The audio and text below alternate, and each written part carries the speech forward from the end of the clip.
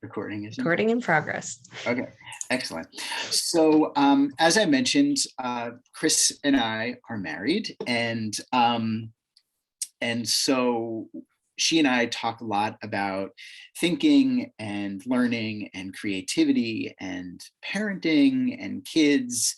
And if you were to catch us on a Saturday morning, drinking our coffee, like this is often the kinds of stuff that we're talking about. And while I'm sort of more firmly in the world of education and she's more in the world of performance, when we have these conversations, one of the sort of common threads that sort of connects those two worlds for us is the idea of play.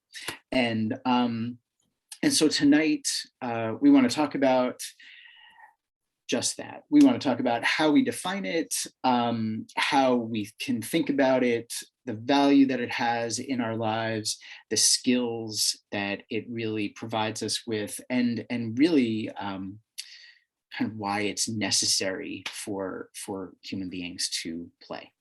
And so I don't know, Chris, do you want to do? Sure. Yeah, so since this is all about play, we're going to start with a little play. So hopefully we're not only talking, which is a form of play too, but we're going to just do a little simple sort of group introduction. And what we're going to do is we're going to remove ourselves from our screen, just step aside so no one can see you.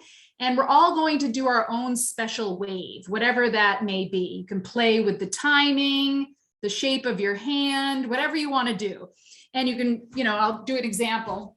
So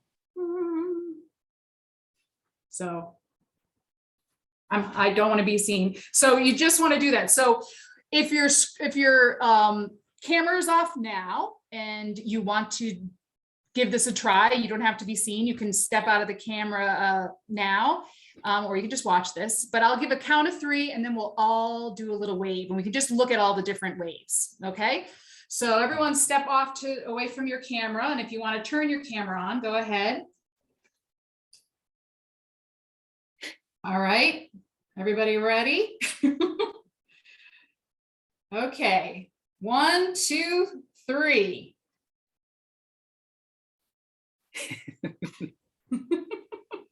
Take a look at all those little waves.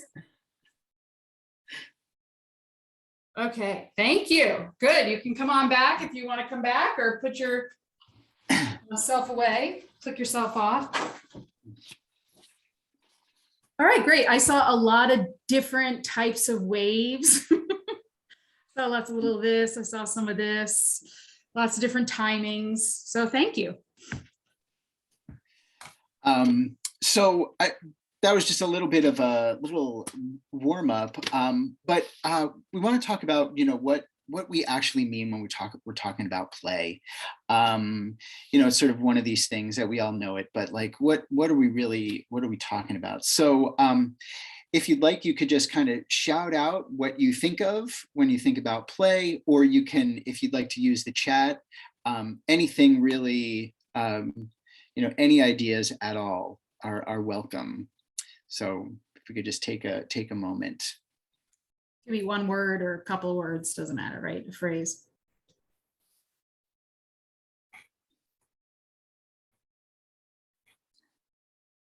Silly. Movement. Joyful learning, moving around, trying things out. Okay. Laughter. Laughter. Fun. Whole body fun. Mm-hmm. Whole body fun. Okay, right on. Enjoyment. Tinkering. Tinkering, yeah, right on. Intense. So they can be really intense. Okay. Yeah. This is good. This is good. Curiosity. Imagination. Cooperation. Yeah, like this. Nice. Wonder. Repetitive. Repetitive. Is that competitive? Inventing. Awesome. So exploring, yes, absolutely. Yeah. So, what's really interesting is that, I mean, there's so many different faces of play. And Chris and I have sort of tried to work out a definition for ourselves that we're going to share with you. And, there's no right or wrong really here, but this is just how we sort of try to synthesize it all. So when we are playing, or play is, we like to think of it as a gentle welcoming of what is present. It's a close attention to what's happening right now, but the attention can be both external and internal. It's a willingness to follow possible wrongness, and it's improvisational in nature. And for me, there's and this sort of is in some ways really connected to the kind of work that I do with kids at the cooperative, is that it's you sort of let go of an attachment to personal story, social training, and particularly for my work, institutional influence. And it's really about trusting that whatever is happening right now, it doesn't have to look like anything that has happened before. And it's really sort of letting go of any kind of agenda. And so Chris and I wanted to talk a little bit about, sort of how it sort of looks in her world of performance, and then how it looks in my world of working with teenagers. So Chris, you want to? Yeah, sure. Well, for me, it can look like this. Where I just start playing with movement. It can look like I'm in a space and I start to explore the shapes and the objects in the space, trying out new ways. I let my imagination explore so I can make something new. Like, here's a ball, but maybe it's a hot sun. So it's improvisation, and with clown, and especially clown and physical theater, it's always the yes and. So we're always collaborating with others, whether it's people or objects, and saying, yes, let's keep trying it. Let's come up with something new. And often it's trying anything, even if it's, I don't even know what's going to happen. Often the mistakes will come up and we find something new, we discover something new. So it's a lot about just sort of peeling away layers like onions and keep finding. And sometimes it can be really a simple act of like just talking or making a sound. But it's just a constant exploration, and it can be very simple and focused on what's happening right in the present moment. So that's sort of what it looks like. Usually there's music involved too in my world. Well, in my world, I think the idea of the yes and certainly enters with my work with kids. And so at our cooperatives, so for one thing, we're self-directed. And so what that means is we have the freedom to sort of let kids sort of pave their own paths. And so we don't feel beholden to any particular agenda. And so both in terms of content or in terms of timeline. So we can meander, and we can just see what appears, and we can react to it, and we can have fun with it. And so, and obviously there are things that are like really sort of formal, sort of formalized play, like some of our classes, right? So we have classes. We have a class called Dungeons and Dragons, where it is collaborative storytelling, and they are just playing the game. We have a devised theater class that Chris teaches, and that's full of improvisational games. But then in very sort of non-traditional ways, I mean, I guess if games are traditional. Non-traditional meaning we have mentor meetings with each of the kids, and I might have a certain idea of what I might want to talk to my mentees about, but I can go into these mentor meetings and we can really just have a playful conversation, and the conversation can sort of go wherever it goes. And what is really sort of amazing about those kinds of conversations is that we can really learn a lot, and we can have a lot of fun doing it in the process. So it doesn't have to be, we don't have to adhere to a particular agenda to sort of learn something. I guess that's really my point. And not only in mentor meetings, but we just like, I can learn a lot about the kids just by having like the most goofy, playful conversations. So I think one of the sort of more legendary conversations that we had at the center one day, this is going back a ways, was, like what constitutes a sandwich?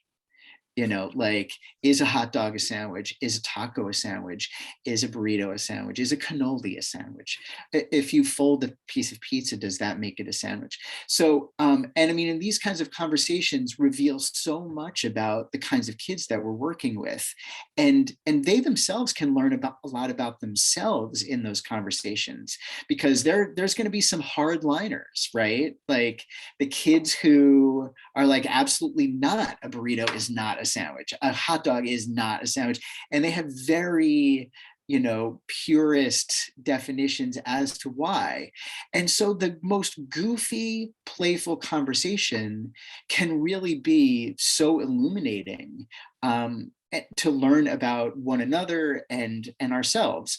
So the fun or the play that takes place at our center can sort of be kind of formal in terms of a class, but it can just be about like hanging out and just being playful.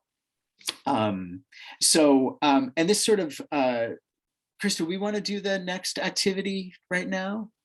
We don't have to, Or or we lead can ask if into- anybody has any thoughts or Yeah, maybe let's just pause for a thoughts or minute. questions about what you were anyone just has talking about or anything what we to just add. did. Anybody? Or no pressure. Yeah, right. We can move on. Okay, so do you want to do the game? Or do you want to Uh, just go right into? Let's try it. Just try it. Okay, Yeah. so we're gonna do a little game, and okay, so right now I see 6 of us. If you want to do the game, you do need to be seen. No pressure. You can join us, or you can just watch us, the 6 of us, play it. We're basically what we're gonna do is we're gonna try to count to 10, one person at a time, and we don't know who is going to say the number. Does that make sense?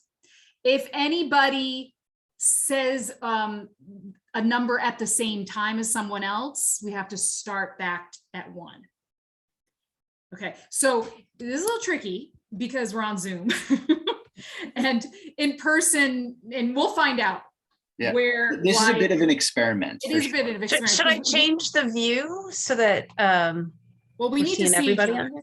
Well, Yeah, I just mean because I'm recording, probably want to see Oh, yeah. everyone for this, right? Yeah, I'm gonna Right, switch it yeah. over right now Yeah. to gallery view. Oh, I'm Okay. sorry. Yeah, we don't see that. Okay. Yeah. Okay, so when we're ready, I'll say begin. And whoever, I guess that's it. We have, and whoever wants to initiate by saying 1 can just Right. start. okay, so I'll say when you're ready, we can begin. 1, 2, 3, 4, Or Oh, I said it. 1, 2, 2, oh. 1, 2, 3, 4, 1, 2, 3, 4, 5. 1, Total overlap. 2, 3, 4, 5, 6,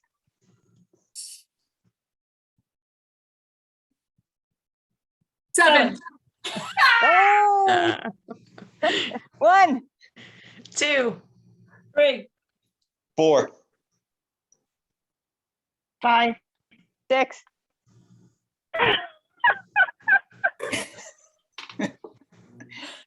1, 2, 3, 4, 5, 5, 1. 2, 3. Four, I see what Troy's doing. There's so- You tricky. 1, 2. Oh, 1. I'm just trying to stick with 2. Oh my okay, God. well, Okay. can we just pause for a second? I don't know. This was perfect. This was Yes. perfect. That was This is- awesome. this You is can't great. do it. Can't do it. The idea is that it's not about succeeding per se. Actually, yes, it's not about that at all. And that's Yeah. what we're going to go into. Right. But I do want to just say that it does add a whole level of of complication being on Zoom. Yeah, we miss out on some of that physical connection and awareness when we're all together. Yeah. Takes more skill. Not to mention, I feel like there could even be delays in weird ways, and so that complicates it even more. And I think Sarah, I think she was in a car driving. She Yeah, was in the really dark. went for it. That was like risking your life for this game. Thank you. But please be careful. Don't. Yeah, right. Okay. So Chris, do you want to show the next yeah. the next slide? Absolutely. So another way that we like to think about play is that it's a kind of inquiry process, and so this is really like if we think about scientists, if we think about artists, they are really engaged in play.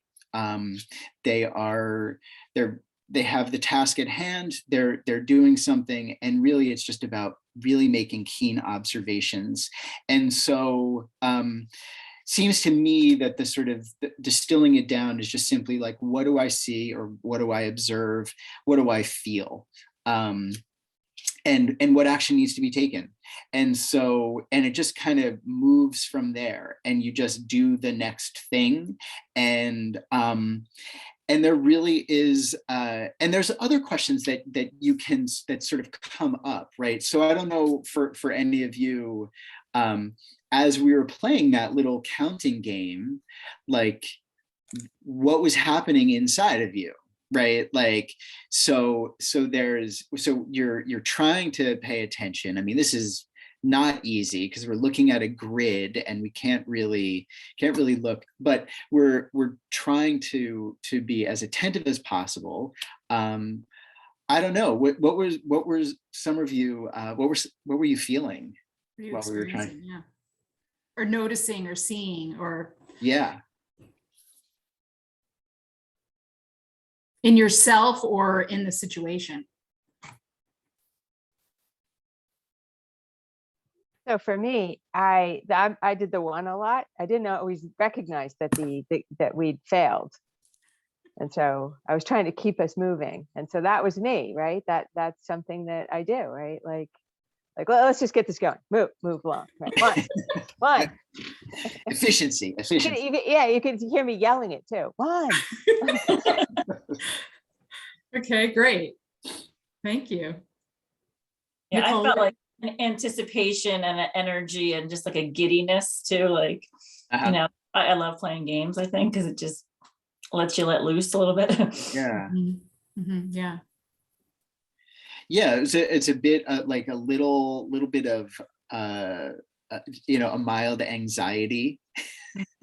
Like are we gonna do this? And I think for me, I don't know about Chris, but I think for me there was also kind of this other layer of like we planned to do this little activity, like, okay, like, how is this going to go? Like, we've never done it. And so I was a little, kind of watching everyone and who's got their camera on and that kind of thing. Yeah, I was really trying to pay attention, like just to see if who looked like they might be ready to say the number, even though I kind of was seeing how you were working, Allison, and I think Troy was maybe just saying 4. So I was like, Yeah, I all was right. trying to just say 2, and I'm like, well, People come on, were- guys, catch yeah. on, pick a number. Right. And that's interesting to notice, like the way that you do those things, how Right. you're Mhm. playing. And it doesn't matter. It doesn't matter. It's not Yeah. right or wrong. It's just a fun way to just start noticing yourself and what's I was going also just happy to be, doing something playful and fun on a Zoom call instead of just being, Yeah. serious. Yeah. Yeah, I see the comment here, Janine, saying that it's different internet speeds and Oh, yeah. and that it called for patience, listening, and teamwork. Yeah. Definitely. For I think sure. we get better at it the more we did it. If we kept seeing each other every week or something, Yeah. every day. We'd get our numbers and then we'd be done. Yeah. What's your absolutely. number? At least that's how you and I would organize it, Allison, yeah. right? Yeah. And then it So wouldn't be fun anymore. Exactly. Happens for me. That's what happens, right? Yes. well, there's definitely I don't know that this, like, one of the bullet points for this evening was not to talk about like how to kill fun, but but for That can be it. sure there are very distinct ways, And that really leads into what you're going to talk about, because I think that's something that we adults love to do. What- We're kind of, adults we're kind of killers of fun. I mean, we're not, well, go ahead. I mean, because basically what we're trying to do is find this way of playing that we used to do, that we all used to do when we were really young. And it was really easy to do. But we tend to lose it. But if you want to elaborate on that, Scott. Yeah, well, I mean, I was just going to say that yeah, I mean, kids, this is like absolutely like totally natural for kids. I mean, they're born to play. Like, that is what they do without any kind of training. They know how to play, and sort of over the course of childhood into adulthood, it's unless it's really cultivated, we tend to forget. We tend to sort of let it go, and all this stuff of life kind of gets in the way. And in a lot of different ways. I mean, in some ways, it's sort of your own personal, baggage that you pick up along the way that gets in the way, or it's a mortgage. It's like a variety of things that sort of like pile on to us in life that we just kind of, it just becomes about about like getting stuff done and being efficient and like not ever sort of letting go of the agenda. And so and really I guess where we're going with this, am I rambling a bit, Chris? No, I'm sorry. I was just reading what Nicole said, fun sucker. That cracks me up. Yeah. Fun suckers. Absolutely. Yeah. Um, Yeah. And gosh, I feel like it's when you're working with kids, you have to be like so careful, and you just know when you do it, right? It's like Yeah. kids having a really great time, and like the adult comes along, and is like, "Hey guys, what you guys doing?" And just like, "Oh God." And the kids are just like, "Forget it, we're not doing this anymore." It's just like immediate. They just know that it's just going to be killed. And so I guess, for me and Chris, one of the most important things that, or I don't know, I mean, I feel like a lot of what we're saying is a bit of a preamble to what we want to get to. And that is the idea that play is really about having sort of a healthy emotional ecosystem inside you. And so when you are well versed in play, you are engaging with all your emotions in really good ways. And so we wanted to share with you what we call 4 wisdoms of play, and we'll talk about each of these, and these are things that, you know, I think we really want to recognize that we have in us. They're sort of buried, but they are there. And so the first is Wonk. And that is the wisdom of not knowing. When we are playing, we don't know how it's going to end. You know, we are there in the present, and we just you know, we might have an idea. I mean, I don't know, if you're playing a sport, it's like, yes, you know that one team is going to win, the other is going to lose, or maybe a tie. How you get there, we don't necessarily know. We don't know which exactly. But ultimately, what the wisdom of not knowing has to do with is it's about feeling a healthy fear or anxiety or confusion. And so when we feel a healthy fear, it is a heightening of our awareness. We are able to take in information at a really quick pace. Anxiety is we are able to sort of think about the future and sort of prepare about what possible things might happen. We can't fully know, but it can help us take action right there in the moment. So that's the first wisdom of not knowing, and it's really connected to our fear. Yeah, and if you really think of that, these emotions as when they're sort of in their soft stage, they're just flowing. They're always coming up and moving around in whatever situation or moment that comes up. And you can really, when you see really young children, especially from 1 to 5, they're just flowing with these emotions. They come up and they go down, and they continue on. They're able to just adapt to every situation because they're given that time to explore and play. So yeah, that's great. Thank you, Scott. Okay. Oh, so I will talk about Womu. It's either wisdom of mistaking up or wisdom of messing up, whatever you want to call it. It might change. I don't know. I like to play with words, as you can see. So when we play, things don't always go our way, right? We mess up. Things get screwed up. The game goes sideways. Someone bonks somebody on the head. The moments so require us to kind of accept whatever is happening in a game. And sometimes that's really hard for some people, and for children and older kids and adults. But we can also have moments where we recognize that at first it might be a mistake, but actually it's something that we really needed, that it gave us an idea, right? It sort of opened up an opportunity, or we came up with some invention from that mistake. But it does require usually a sense of letting go, right? And so when we are playing and we're making mistakes, we're in that wisdom of making mistakes, our sadness is actually coming up quite often. And our sadness arises to help us let go. And it's very simple. It's almost like when we take a breath. If you just take a breath right now, go ahead and try it. And I want you to just hold your breath. So inhale,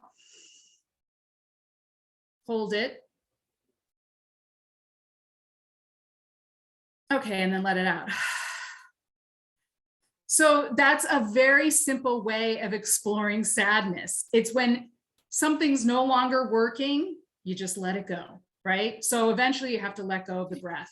And this is what happens when we're playing. It's a really great way to access that sadness when we're not used to that. And it actually can feel quite rejuvenating after you've explored that. So yeah, so that is wisdom of mistaking up.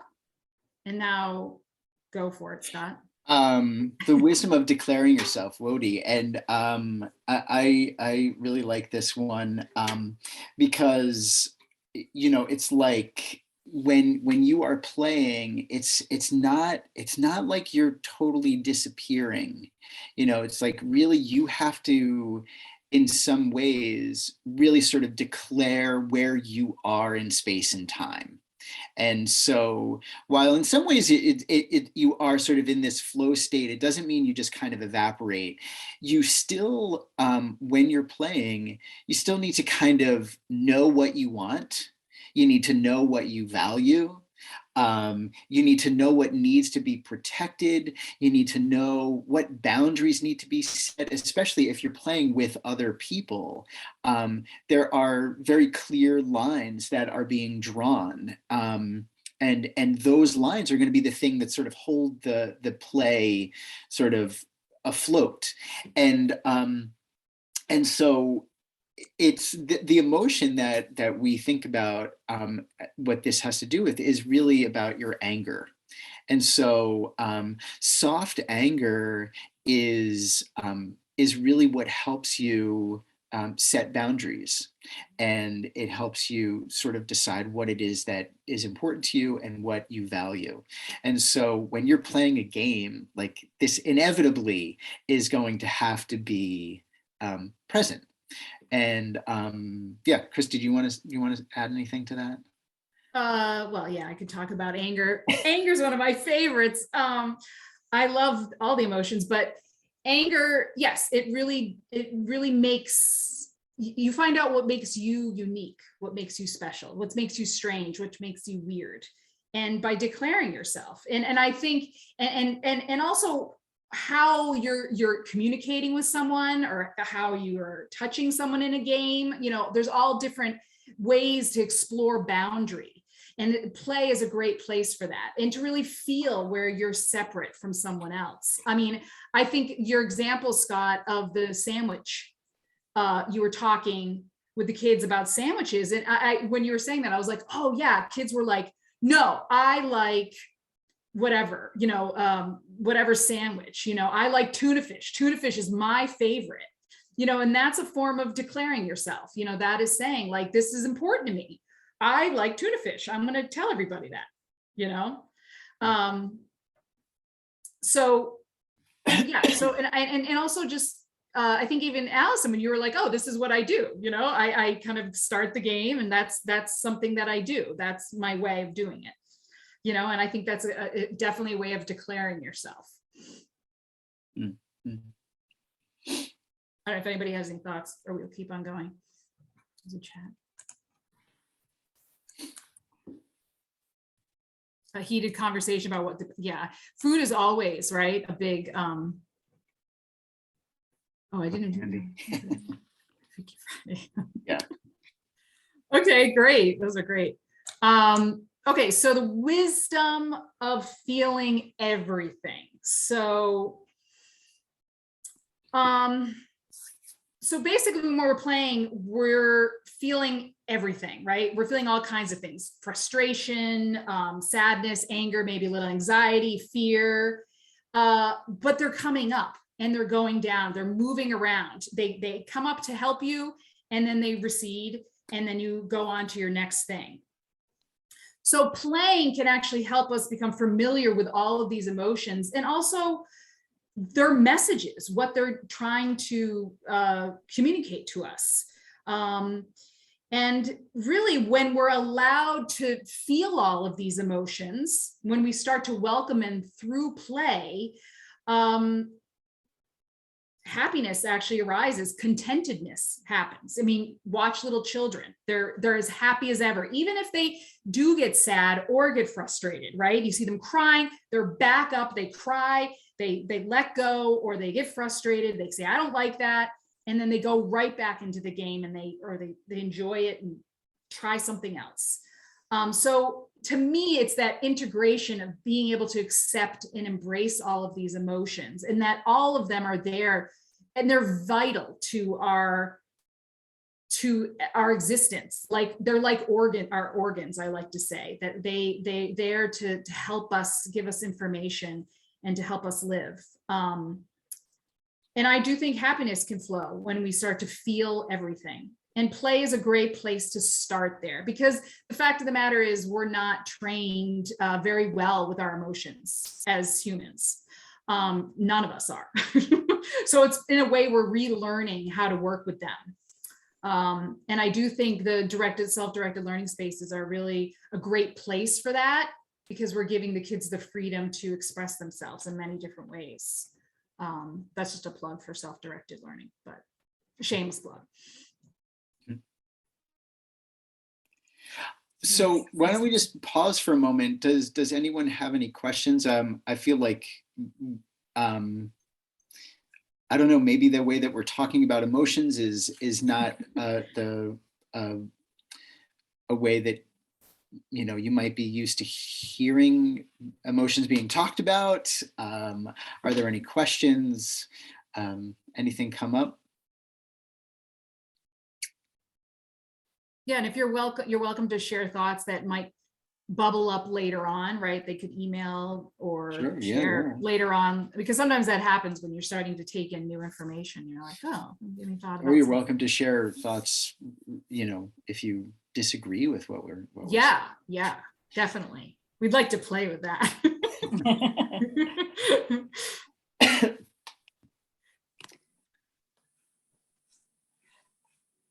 This is Nicole. Can you hear me? Yes. Yeah. I'm blown away by this, really, because I'm a therapist and I have done play therapy, and I'm a big advocate for play in learning. And this is just such an awesome framework for, like, you know, how play impacts our ability to accept those emotions. I'm reading a book right now, and they're saying that, like, the average person, they interviewed 7,000 people, and the average person could only identify 3 emotions. So this is like, this is awesome. I love this. Yeah. And that's the average. There's people who identified fewer. Right. Sure. Yeah. And we haven't even, you know, we're just kind of touching on, you know, some of the, I mean, play is where I really enjoy accessing the emotions, but there's so many other ways, like just by learning vocabulary, more emotion words can be a huge help in, you know, developing our emotion intelligence and start to feel them if we can, you know, say what they are. But thank you. Yeah, that's really great, Nicole.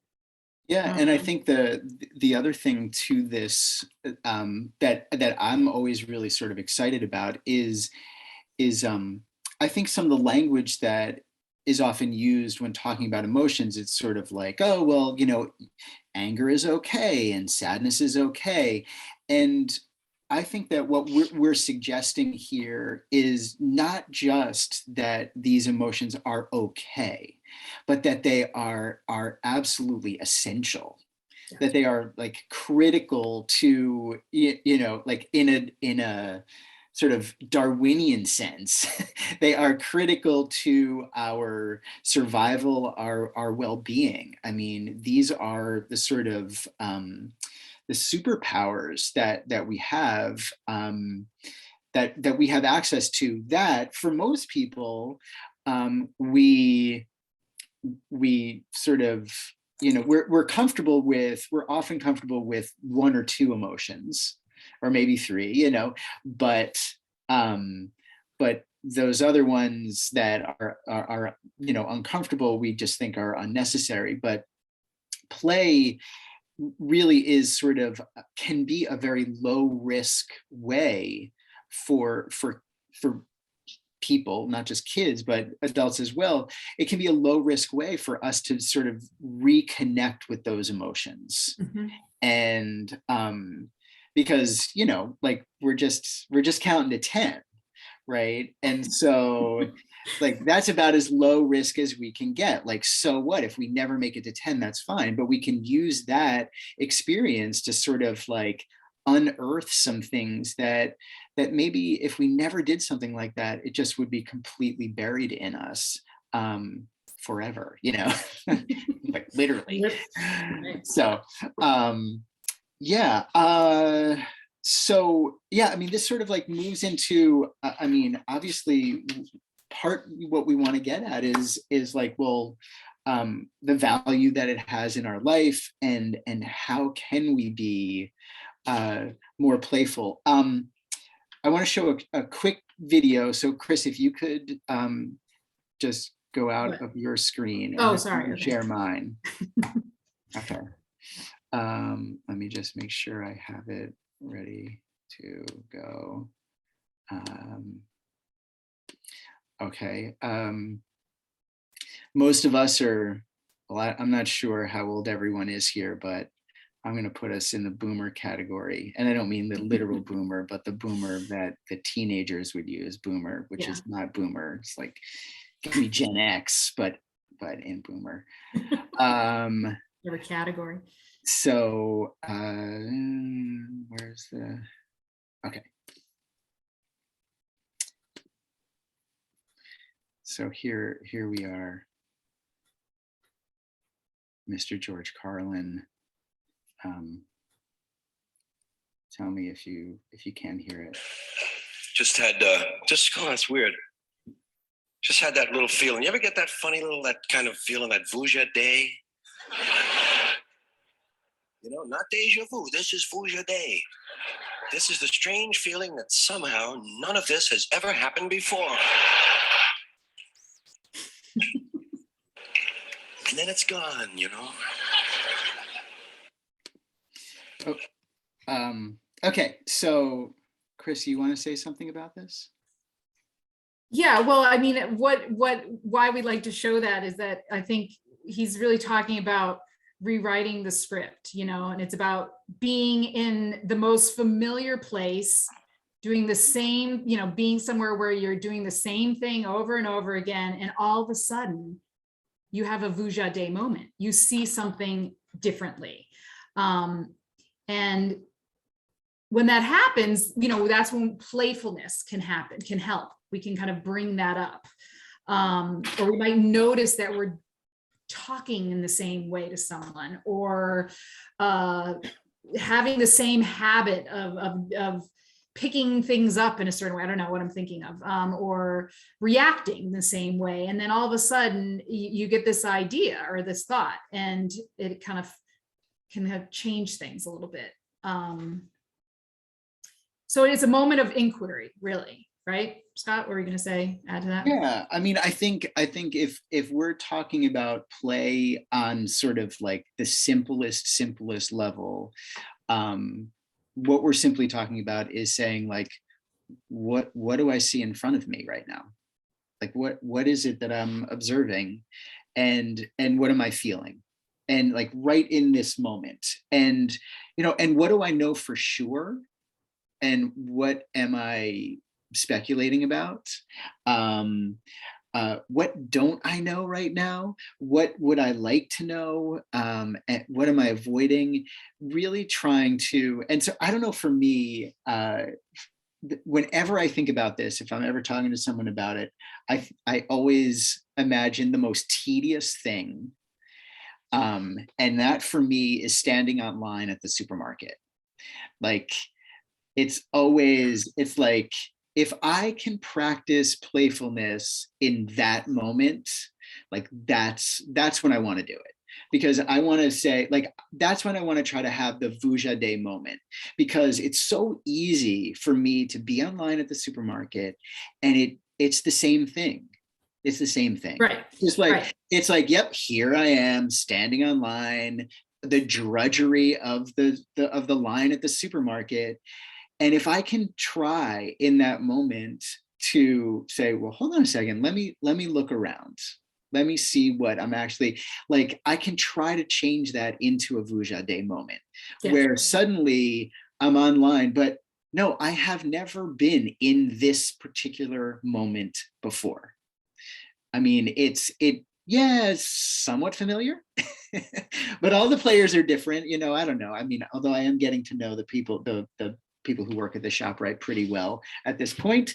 But nevertheless, I mean, to try to sort of flip that and rewrite that moment into a Vujade moment where Yeah. it's like, I've never been in this moment before. Yeah, it's sort of like we're trying to disrupt something that is very familiar all the time, and play allows us to kind of be a little uncomfortable, so that we can play with our vulnerability, and allow those emotions to be there, present. It helps reorient ourselves to things and people and our experiences, and really let these emotions be our allies in those moments. Yeah. So yeah, it's a lot about inquiry and asking questions, but just trying new things, exploring, and then noticing how you feel, and working with those emotions. Yeah. And one thing that I also like to think about is just how much I need play in my life, and one sort of, I don't know, maybe not so like positive way of putting it is, if people tell you, that you're pretty stubborn, like you may want to try to bring play into your life. If people tell you that, if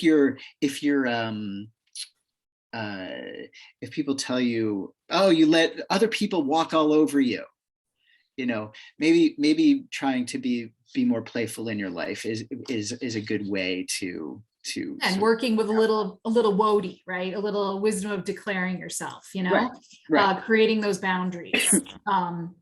And maybe that is just through play, right? Whether it's playing a game with someone or walking around and noticing something new where you're familiar with. Yeah. Yeah. Sorry. No, go ahead. No, sorry, I don't. Well, I'm just looking at the time, and it's Yeah. 8:00.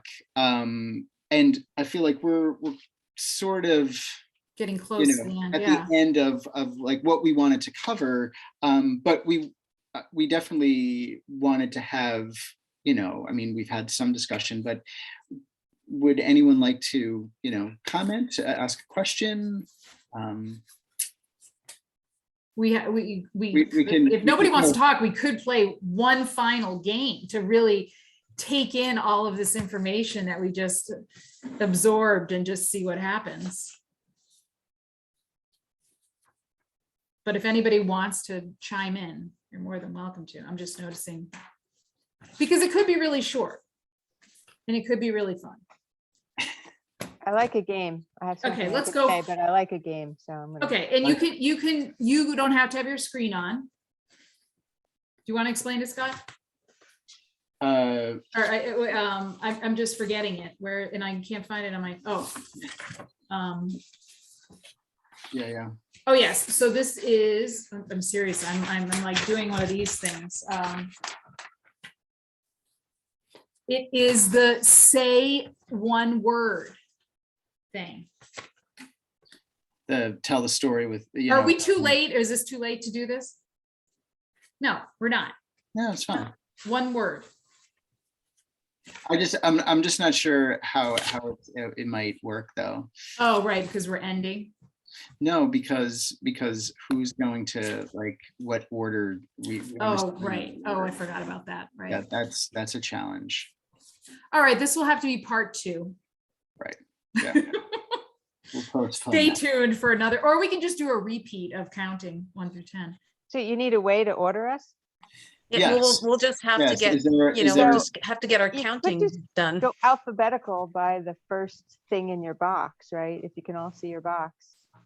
If you can see Wow. everybody's box, so go to gallery view, top right corner. Stay Okay. in gallery view, and so that puts me first. Okay. But that's okay. I could deal with that. Right. And then I guess Truist Bradley, you'd be last, I think, right? So we just have to be able to alphabetize. Okay, Quickly so- alphabetize. Okay, so it's Quickly. Allison, Ashley. Help me out here. Chris, Chris, Chris, Chris, Janine. Chris. Nicole, Janine, Nicole. Oh, no, Well, Mary I'd be before Oh, Nicole. Mary, yeah, Mary Beth, Mary Nicole, Beth, Nicole, Sarah, Scott, Scott. Okay. Roy. Oh, Janine, we forgot Janine. Oh, Yeah, geez, yeah. Janine before Mary Right, Beth. yeah, Right. yeah. So before Mary Beth is Janine, and then Mary Beth. Good, is because I Nicole. forgot who I was supposed to be after. Of You're- course, we volunteered Janine, and without hearing whether Janine actually wants to. If you screw up, it participate. doesn't matter. Just go for Yeah. it. So here we go. The wisdoms are going to kind of be floating around here. So explain what we're doing again. I say we just do one word starting with the letter A of the alphabet. So each person has to say one word. And the We're te- next we're- person, We're telling a story. We're Got telling it. a story. oh, you want to do First- that one. The Okay. first word starts with letter A. The second word starts with the letter B. B, and right. so Oh, on. geez. Okay. And so it will go in order. Here, it doesn't matter what happens. So Allison, you can start with any word Excellent. starting with A. Afterwards. Allison. Afterwards, Allison. So no, I think Ashley, sorry, yours has to B. be B. So Oh, you a um, B word. Benny. Afterwards, Benny. Chris, yeah. Saw, Saw. What? saw. Wait, but I had to start with a Saw? C. Oh, no. Peace sound. I just got, I really confused you all. Afterwards, Benny crawled. Janine, Dangerously. Dangerously. Mary Beth. Even From Sarah, I think. What letter are we on? G. G. G. Um, what was right before? What did Nicole say? from Afterwards, Benny crawled dangerously, even from. Green, Got From green.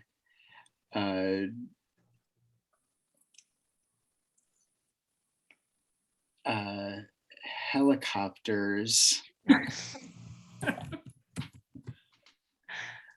And then Troy, I think. Uh-huh. I.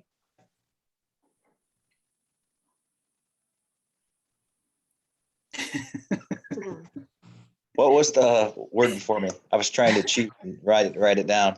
Helicopter. Afterwards, Benny Helicopters.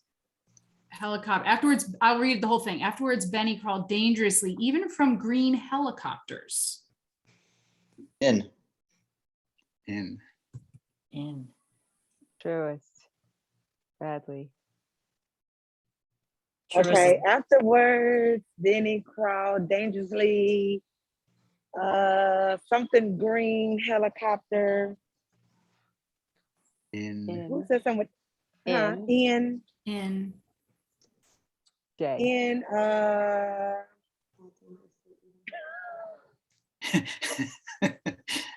Jupiter. There you go. All right. nice. Well done. We did it. We finished it. Okay. Afterwards, Benny crawled dangerously, even from green helicopters in Jupiter. Just made a poem. Awesome. That's not the song. It does sound like a song. Yeah, yeah, Yeah. yeah. To So play. Cool. Thank you for Awesome. playing with us. thank you. That was fun. Yeah. So I was going to say before though is I just really assumed we were going to talk about how like we were going to spend time with play and little kids more so than we did. Mhm. And that this is so much more about us playing and I just didn't and I know you guys And We I still surprised didn't- you. You surprised me. Like, Well, I still didn't Allison, realize that. I helped organize the event. I didn't like create the content, but I had the same thought. Like, oh Yeah. yeah, we weren't really talking about, it's great, that Yeah, we're 'cause talking about I us remember- playing. Yeah, and I remember when I saw adolescents play, when I first started at Princeton Learning Cooperative, and I saw them playing at things, and I was like, I did a whole little conference presentation about it, like adolescents playing, like here's what it can look like. It looks different than what it looks like with little Mm. kids. Yeah. In my, like exploring, what's a sandwich, or, like trying Yeah. something out, making up a role for themselves. And I'm going to be the first aid manager, right? Here's everything we're going to have to do, right? Like, he's just playing at that. Mm. And, Right. my- It's sort of amazing. I mean, I think what you're getting at is like, it's kids trying on roles, Yeah. it's like theater Mm. oh yeah. for adolescents, yeah. really Oh, he would- trying. Oh yeah, let me tell you the story. So he is now a police officer in a town near here, and so he's he's become what he was playing at to a certain extent, right? So he would he bought the biggest like toolbox that you could actually carry around, that's not stationary, that he could find, and then he went and purchased all of the necessary items to be in a first aid kit. We still have the toolbox, and then he made an incident report folder that's attached to the toolbox, still attached. And so every time there was any sort of incident, he would, like write it up. Okay, an incident could be a kid scrapes his leg or knee, on the playground or outside somewhere. So the kid comes in and he gets on his gloves and he sits the kid down and he puts his leg up and he's like, okay, and he opens up his first aid kit and he like tours through what the possibilities are. Right. And it would take like a half hour for him to like something that needs like a band-aid. I would say, just go put a band-aid on it. First aid kit's in there. To take care of it yourself. Wash it first. That'd be a good idea. Yeah. And it was so great though, right? To see him play this whole big role that he Oh, created. yeah. Yeah. So anyway, Yeah. Allison, was that kid referenced in Joel's book? Andrew, perhaps, because he's think- old enough to be. Yeah, okay. I think he wrote about Andrew in his book that I just Yeah. finished. Probably. Yeah, I read it a while ago, so I don't recollect, but yeah, very well could be. And Andrew comes on, he was just on for Career Explorations as a police officer. He comes on to our teen panel, Cool. alumni panels, and talks about things, but he never talks about how he played at things like that, right? So he doesn't remember it that way. Mm. Yeah, right. It was my takeaway from watching him do it was Yeah. so great. Mm. Yeah. Yeah, we have a boy at our center who is like the resident foodie and creates menus, and he wants to do like tastings, and like it's really it's full on play. Yeah. Like who he is actually. Yeah, but it's very Yeah. serious. It's very serious play. Oh yeah. Oh yeah. Very serious. Absolutely. Does Yeah, not play the even way that- we were just playing, but Yeah, even that. Well, that same kid also plays with words a lot, and that's sometimes serious, but also he can be pretty playful with that too. Yeah, and I think even in those moments, like talk about adults being a fun killer, right? Like if you don't take kids seriously, like that is like it just destroys your relationship with them. It's like it would be so incredible, for us to just sort of be like, oh, like, look at, he just playing, just like, what? Like, no, I'm not, like, this is my life. Like, this is for real. And it would be really awful, to not sort of take it seriously. Yeah, and like take what they're doing seriously, but also not take it seriously in a way that you're trying to like make sure they do it right, or Right. like yeah. like a grown-up would do. Right. And Right. except when they don't finish it. So Andrew, part of this was he wanted to learn databases so he could put his incident reports in a database. So he would have all the fields and everything. So like I got a volunteer and the volunteer came in. They met about 4 or 5 times and then he was done. He's like, okay, I have everything I need. And I could have been like, no, you have to meet with her, continue. I put in a lot of work. I got her all set up as a volunteer. I got her a background check, everything. You have to carry on. Right. And it's like, no, I don't say any of that. Right. It's just like, okay, yeah, I get what you mean. Right. You have what you need. Yeah. Of course, yeah. Yeah, and Troy said respecting them and their interests. Yeah, that's great. Sure. Thank you. I don't know if we need to finish up. I know it's past the time, right? We finished at 8 or no? I think you put No, 8:30. no, we have. Oh, no, we're like not. 30. Oh, okay, great. Yeah. Oh, I was like rushing. I thought we had to finish it No. right away. Yeah.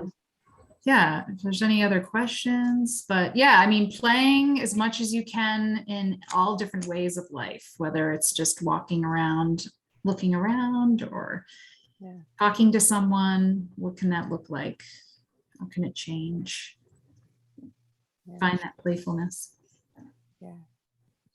Do you have any input on how to encourage parents to be more playful with their kids or to engage in play? Like we're trying to build a museum and it's all about play and families and learning through play. And we're starting to do pop-up events and people, they see it as more of like, I'm bringing my kid to do something and we're trying to encourage them to engage with their child in the activity and like let loose and be playful. And we have some parents that get it. We did like a cardboard box fort building challenge and some of the parents were right in there doing it. And some of the parents were just standing there on their phones and, like any encouragement on how to bridge that gap and get them to be more playful. Yeah, that's. I could ask a question. Do they know that they're invited to play? Because I homeschooled my kids. I often would drop them off and I didn't want to be interrupting what they wanted to do. And sometimes I was the fun sucker. Okay. Mhm. Like sometimes my presence would suck the fun out of everything. Right. So like I would intentionally like let them do what they wanted to do. So that's just an opinion. That's all. Okay. Yeah. I mean, part of it is the way we market the events, I guess, right? And then it's part of how we engage them when they come in and we have play workers on the floor trying to engage them and get the adults to do with the kid. But yeah, I guess it's like little invitations and little bit Yes. clips. Yeah, I mean, I can tell from my experience, I used to work at the Liberty Science Center and we used to do a lot of that. And in fact, that's where I started exploring dance and science and combining those two together. And it was always for the, guests that were there whenever we did little mini shows or something that were interactive. And it was like, I would always have to basically kind of say, oh, I'd love an adult right now. I'd love a parent. And I kind of would put them on the spot a little bit. Or I would say to the kids, what parent's going to do this? Who can we get up to come up here to try this, But yeah, I think it's really hard for adults to play, right? And because we're also thinking about like, oh, we have to get it right, or we have to do it this way or that way. And so how can we find games that are more also about just, there is no right or wrong. There's just a sort of this play where we're just connecting with each other. Yeah, open And trying to cooperate as a group, but things will fall apart and then we try again. I don't know if you're thinking about that kind of games. Yeah. Thank you. Yeah, I don't know Yes. if that was No helpful. winning. It was. Thank you. I mean, maybe you can have parents, lock their phones up when they enter. We thought about that with like, could we have one of those bags they put them in when they Yeah. Right. Yeah. Yeah. No contact zone. Yeah. It's really a tricky thing. I mean, because I think what is, and maybe we didn't really address this evening, but this idea that often what happens is like, so I think one of the things in education is that there's this idea of play being brought into education, but it's used as a strategy to Mhm. sort of like deliver some content or to get the kids to like do something. And it's like, oh, well, if I make it fun, then, and so and that I think sometimes is sort of what is part of a parent's mentality of like, well, I know play is good for my kid because there's like the end goal in mind. It's not just play for its own sake, right? And so there's always sort of like I don't know, it becomes it becomes a form of, manipulation or something, to like get your kid. It's like, well, I want my kid to be better at this, so like we got to go play, and so Yeah, it's and the it kind in of order misses, to, right? yeah, it kind of Yeah, in misses order the to. point. Yeah. And then of course they go to something where they're encouraged to play, and it's just like, well, I'm employed, like what do I need to play for? Like what's the point? And so it's a real sort of, it's a mindset that I think we need to kind of like get out of, but I don't know how to really do that. It's tricky. But I Well, do think there's something about though that's like, it's like like I think dancing is like a really great thing where it's like there is no Right or there's no wrong. use for it, right? There's just no use for it. It's like, it is what it is. It's like you dance to dance, and it's not, it's like, even like the example, I mean, I'm sure whatever it is, like building something, there's like, and that can be awesome, but like parents can sort of like muck that up, whereas like dancing or something like that, it's just like, we're just doing it. Like there is no right or wrong, there's no good or bad. So I don't know, maybe something like that is like maybe Loosen up. yeah, a way, like if you can come up with things that are sort of along those lines. So I don't know. Things will have an end goal. Okay. Yeah. Well, Yeah, Scott, so go ahead, Troy. Scott, what you're saying reminds me of over the weekend I listened to a couple of Blake Bowles' videos, and he was, as we all know, I think he's a pretty staunch supporter of video games and kind of defends those. And one of the things that he said in one of the videos kind of was an aha for me, in that he said video games is one area of play for kids where adults can't muck it up. They're not there to control it or to monitor it or to be involved, really. Yeah. Like even to the extent of community sports and club teams and that sort of thing. Often it's coached by adults. Adults are on the sidelines, kind of always overseeing the sport or the play. And the video games is one instance where they're just not involved, really. And so it's kind of they're free from the adult supervision and just being over their shoulder. Yeah. Yeah. And it could explain why so many kids find solace in video games, because it's like the one place where it's a language that their parents just can't, that just don't know, I mean, not always, but yeah, for sure. Thank you. Yeah, thanks. And Janine wrote, busy adults often forget play is critical. It belongs on all of our to-do lists. Play is shown to release endorphins, improve brain function, memory, stimulate creativity, can also help us boomers feel young and more energetic. Yeah. And what we're trying to really drive at is that the emotions are there that are coming up so that we can play with them as well in a light way. And understand why they're coming up to help us in every situation. In a way, they're like the missing intelligence. And through play, we can access that missing intelligence. Love that. Well, I think that's a good note to call it a night on. Yeah.